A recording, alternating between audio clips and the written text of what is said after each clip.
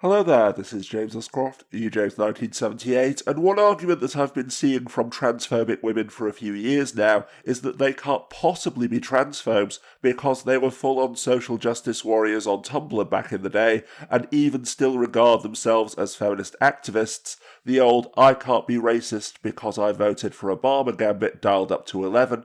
Even now, in fact, some of them still describe themselves as radical feminists, hence the designation TERF, trans-exclusionary radical feminist, a supposed slur which, by the way, they literally invented for themselves as a badge of honour, and many of them are lesbians, people of colour, or POC lesbians, so how can they possibly be enabling or supporting fascism or misogyny?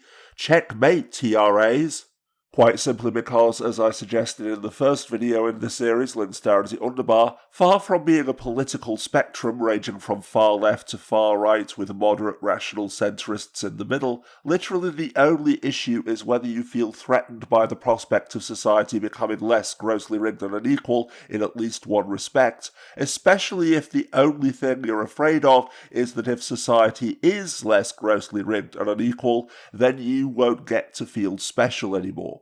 Remember, the key defining means by which all patriarchies have controlled women since the dawn of misogyny has been to reassure them that they are special, that throughout history one of the key reasons given for their oppression is that their reproductive organs and social function as caregivers makes them sacred, with at least one major world religion being built upon the deification of the patriarchal ideal of motherhood. And while, as I've already stated, many transphobic cis women do genuinely believe that they are feminists, the patriarchal conceit that a woman is defined by her biology, that womanhood and motherhood are sacred and exclusive clubs into which you are born, is so ubiquitous and pervasive that it poisons far too much of feminist thought and theory without feminists themselves even realising it, meaning that in short, these proud transphobic feminists are fighting to defend the patriarchy, which is why the majority of transphobes are straight cisgendered men, and is also why misogynists, anti-feminists, and outright fascists adore these token women and exploit them as useful idiots to destroy the very equality and progress that they claim to be fighting for.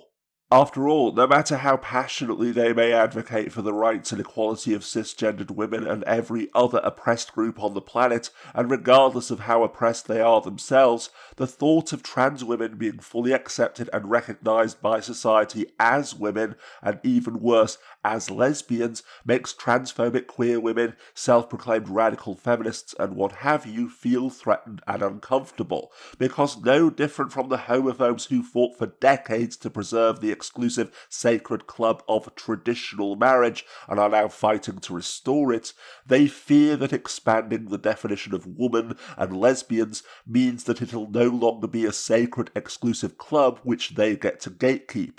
On top of which, being told that they're bigots who need to shut up and get the fuck over themselves makes them feel persecuted and judged. And no, before you even attempt to play this get out of being called a bigot free card, insisting that you can't be transphobic because you love some trans people or even all trans people, as long as they don't infringe upon quote-unquote women's rights, is meaningless, because the entire basis of the premise of this video series is that it's not that you feel threatened by individual trans people, Muslims, black people, or anyone else that's the issue, but the prospect of no longer being the superior gatekeeper who decides who poses a threat, who has rights, and who is the inferior outsider, of no longer being a member of the superior in-group who the law protects but does not bind, declaring that we'll let you have rights and freedom and respect you as human beings up to a certain point, just as long as we get to declare where the line in the sand is drawn. And on the far other end of the spectrum as well, when it comes to the endless online temper tantrums about representation in the media, It honestly doesn't matter that it's literally only one change to one character, that there are 100 million other films which only star white men, or 100 billion other ridiculously proportioned pairs of CGI breasts to masturbate over online, because when you strip away all of the high-minded sounding bullshit about being true to the source material or what have you, the cause of the outrage is not the possibility of all media featuring white men or gigantic pairs of breasts being taken away, but rather, as I'll explain in more detail in part 6 of this series, the existential terror of someone else having the slightest say in where the line is drawn nowadays. This problem can never go away, can never even diminish, until the men, and it is mostly men, who participate in the outrage address the roots of this pattern. A fear among those who have more institutional power in society about the possibility of a change in the status quo that they find comforting or even morally correct. Video game designers have not done much to course correct, but there has been a mild amount of effort. The problem is that when this mild amount of effort appears, reactionaries become upset and demand a return to the previous status quo. The outrage over the mildest, and I do mean mildest, diminishing of breasts isn't about breasts. There is never going to be a drought of breasts. The mild diminishing of breasts to these reactionaries is a signal of losing control over the autonomy of women, representative of mild gains in society and mild changes in social norms. These mild gains don't actually threaten to harm anyone, but do threaten a traditionalist status quo that some find comforting. Reactionaries believe that they are in the moral right by preserving a status quo that feels correct to them. They want to be socially and morally correct, and by enforcing depictions of women, even virtual women, they can achieve this. But sticking with the issue of denying rights and equality in the name of protecting the in-group, however, here's the thing. Rights and equality are not gifts, licenses, or prizes to be granted and rescinded at whim by the superior in-group. Instead, either everyone has equal rights and respect, including the people who we hate and fear, or no one does, and you're merely using the pretense of giving rights and equality to those who you deem to be the good ones in order to make yourself feel morally superior, like Jeff Bezos expecting to be praised for the fact that he gives to charity as a publicity stunt while literally working his employees to death. However, as I explained at length in part 1 of this video series, admitting that it's all about their egos would make them feel even worse than the prospect of losing their gatekeeping privilege, so rather than simply accepting that their personal discomfort is not the same as being oppressed and getting over themselves, like every self-righteous opponent of equality and social justice in existence, they convince themselves that there's a vast evil conspiracy to destroy womanhood by using gender-inclusive terms such as people who menstruate, having a trans woman as the face of Hershey's token Women's Month campaign, and indoctrinating children into becoming non-binary and trans. And regardless of whether they're willing allies or unwitting dupes, as the recent overturning of Roe vs. Wade following a years-long anti-trans campaign to reinforce the misogynistic myth that a woman is defined by her uterus proves in spades, this makes them the perfect tools for and enablers of what we know as the far right, meaning the people who feel the most threatened by any prospect of society becoming less grossly rigged and unequal, and therefore the most determined to eliminate that imagined threat in order to make themselves feel comfortable again. After all, from Mussolini's March on Rome to Hitler's Enabling Act, and the possibility of Trump or DeSantis stealing the presidency in a soft coup in 2024, literally the only reason that fascists ever gain power is that enough people feel more threatened by the boogeyman of the radical authoritarian left, than they do by what we know as the far right. And why? Because for all of their talk of revolution, hatred of the establishment, or hatred of the elite, even going so far as to attempt to hang Mike Pence, Their entire aim, goal, and purpose no different from that of the self-proclaimed traditional conservatives and moderates who claim to oppose them, is to restore, defend, and reinforce the existing rigged and unequal system, while the entire aim, goal, and purpose of what they condemn as the left is to overturn it. American racial discourse has 4 principal white characters. On the far right end, you've got the guy white people picture when they hear the word racist. Your Klansman, your neo-Nazi, your suit and tie ethno-nationalist. This guy knows he's a racist, and he's proud of it.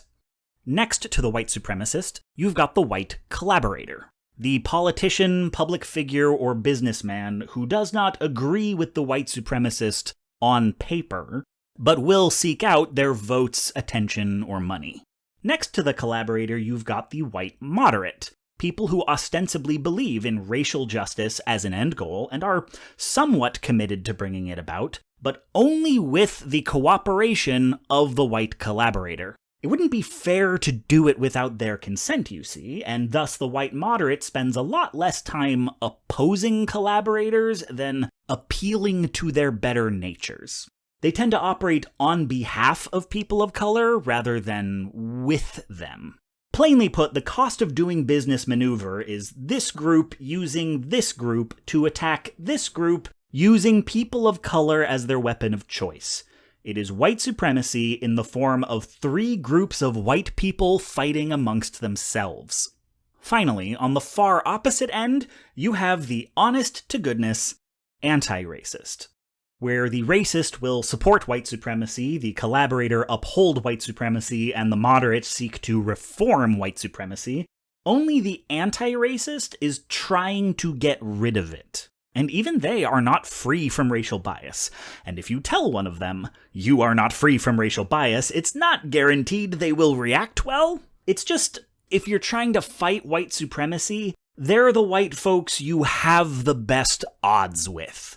Meaning that no matter how much they may oppose or despise them, from the traditional conservative who goes along with the fascists because they promise to cut taxes, increase military spending, and put Jesus back in the classroom, to the moderate liberal centrist who lets the fascists win because she's more afraid of BLM and Antifa than she is of white supremacist terrorists, and the black lesbian radical activist who claims to be to the left of Lenin but still lets the fascists seize power because accepting that children can be trans is a step too far. The only practical distinction between these fascist enablers is how much equality, social justice, or whatever we choose to call it, they were willing to tolerate before the prospect of giving too much of it to the wrong people made them feel uncomfortable, threatened, and judged. The worst case scenario for the alt-right success in this endeavour is less intolerable to me and my family than the SJW success. And so from a tactical evaluation, I have to choose this angle. I have to try and explain to the alt-right that they can get what they want and they should take this gambit. Well, even if it means the end of liberal democracy. Indeed, this is why people who were radical activists in their youth so often grow up to be I'm not bigoted but reactionaries, personifying the truism that at the age of 55, everyone becomes that which they most despised at the age of 25. The fact that being an activist made them feel special until the situation changed and they felt threatened by the very progress they used to advocate for.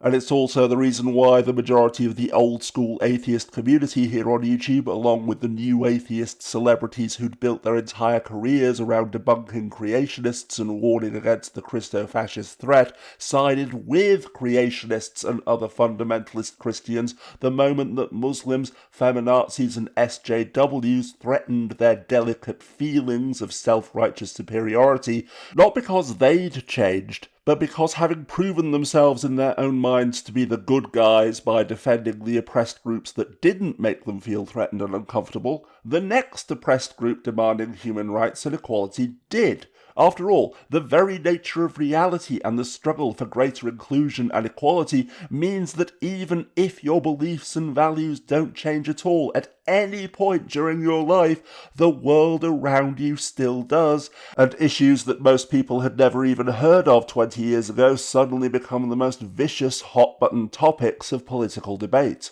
Over time, movements that start out on the left, like liberalism, republicanism, or even parliamentary monarchy, become solidly right-wing movements without ever changing their ideology because they replace the old right and become contested by the new, more radical left. In such a position, centrism becomes nothing more than a conservative ideology. Its prime directive is resistance to change, and as a result, it's not, as they claim, neither left nor right, it's just right-wing. It might have been on the left in yesterday's society, but now that the goals of the old left are the established order and have become the new conservative right, preserving present society with only incremental and moderate reform, which is what centrists believe in, becomes a profoundly conservative worldview. And it makes sense that this is where moderacy settles, because it has to compromise between two completely opposing ideas: changing society in a new way, or keeping it the same. Think about classic centrist statements like, "We just need a mix of socialism and capitalism," an idea that makes absolutely zero sense when you understand the two ideologies and that their base disagreement about the ownership of the means of production makes them fundamentally incompatible. So all of a sudden, people who've spent their entire lives fighting for women's rights and gay rights find themselves on the same side as literal Nazis without realizing that anything had changed, because by the egocentric logic of the conspiracy theorist who rationalizes and projects their bad feelings onto the rest of the world instead of understanding that it's only ever an emotional response and they simply need to get over themselves, they conclude this feeling of being threatened means that this new group must actually be only pretending to be an oppressed victim this time, as part of an evil global conspiracy to strip us all of our rights and destroy all of Western civilization by making us feel uncomfortable, declaring that, okay, yeah, I know that this is what fear-mongering reactionaries always say about every oppressed group that ever fights for equality and human rights, but this time it's different though, because I'm the good guy, and they're making me feel uncomfortable, threatened, and judged. Meaning that, as I just mentioned, people who fought against homophobia, for example, including many gay people, will use exactly the same fear-mongering propaganda and non-arguments against trans people that homophobes still use against them to this day, without the slightest hint of irony or self-awareness. And therefore, being self-serving opportunists and hypocrites whose only aim, goal, and purpose is to maintain the rigged and unequal system which already exists, their perceived place within it, and their own feelings of comfort and superiority, what we call the far right has no compunctions whatsoever about exploiting these I'm not bigoted buts for their own ends, including by funding hate groups such as the LGB Alliance and Gays Against Groomers. Because unlike the exploited dupes who declare that I can't possibly be a bigoted fascist enabler because I'm a black lesbian, what we know as the far right understand, no matter how unconsciously they may do so, that just as the overturning of Roe versus Wade has opened the door to strip others of their rights, denying the rights of one group inevitably threatens the rights of all. That as a member of a marginalised minority yourself, you can't simply throw trans people, Muslims, immigrants, or whatever other group makes you feel uncomfortable under the bus, and then not expect to be the next one under its wheels, because instead, the very best that you can possibly hope for is that the fascists will strip you of your human rights last. Remember, injustice anywhere is a threat to justice everywhere. Either everyone's rights are protected equally, yes, including those of the people who we hate and believe don't deserve them, or the entire concept of rights is meaningless, and who is discriminated against is at the whim of whoever happens to have power at that moment. So needless to say then, it is genuinely terrifying to see transphobic cis women argue without the slightest hint of irony or self-awareness that in a democracy like ours, who has rights and who does not is determined by the majority, because how could that possibly end well? But even now, though, you may still be struggling to understand how a black lesbian, for example, one of the most oppressed and marginalised people on the planet, can either willingly or unwittingly side with what we know as the far right, and for that matter, how far-right bigots can bring themselves to side with black lesbians, and unfortunately, this confusion stems from the fact that you're still trying to comprehend the issue in rational, logical terms, not as a modern extension of primitive, instinctive reactions to the perception of threat. It's 2023 and apparently we're still doing this. I wasn't going to respond because I've done it before, but I've got time today. Here's the little sister in question, and I'm going to break it down one more time for the new folks. Lindsay is a girl. She was born a girl. I get it. She looks masculine. So my question to you is, what do you want her to do exactly? Transition? Would you like for her to be trans? Because I have the slightest little inkling that if she did that, the first thing you would say is, well, that's not a real man. That's a woman. She was born a girl, right? So damn, she can't win either way, can she? Yeah, she was a tomboy all her life, but she has always been proud to be a woman. She wears baggy clothes, no makeup, whatever, and oh, she's a lesbian. Ooh, I've never seen a lesbian before. But here's the kicker. You ready for it?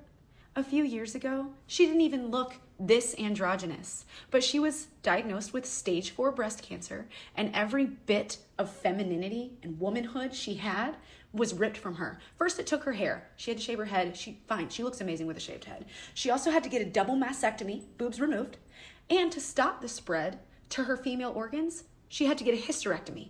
So she has no female organs. So yeah, if anyone on this earth feels like a genderless alien, it's her. And despite that, she's still proud to be a woman. I can't even imagine the reaction you would have if she wanted to go by they, them pronouns, but she doesn't.